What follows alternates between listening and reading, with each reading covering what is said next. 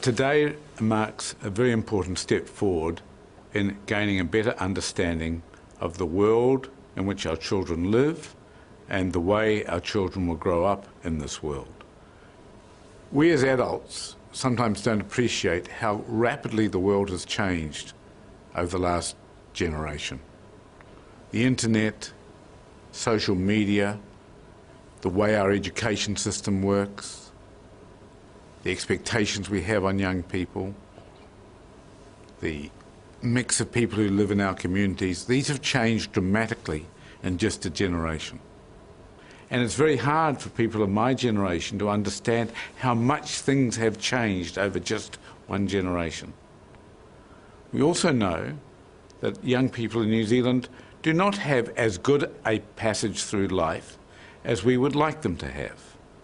And irrespective of political background, every person in policy formation in New Zealand wants our children to do much better than they are doing now. Because sadly, young people in New Zealand as a whole don't do particularly well. But if we don't have reliable data, we can only make our choices based on bias, prejudice and dogma. It is far better if we undertake high-quality, world-class research to understand what is happening to our young people at the beginning of the 21st century. Today, the first data set is available, representing the outcomes of the pregnancies. It will provide information to the policymakers, because they will have a proper picture of what's happening to children in New Zealand at the beginning of the 21st century,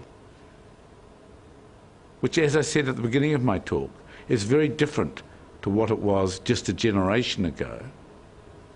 And then the policymakers will be able to take that data and include it in the complex matrix of considerations they have to make in choosing where to allocate our resources and state public services. I congratulate Susan and her team for what they've done. It's a very important new step forward for New Zealand.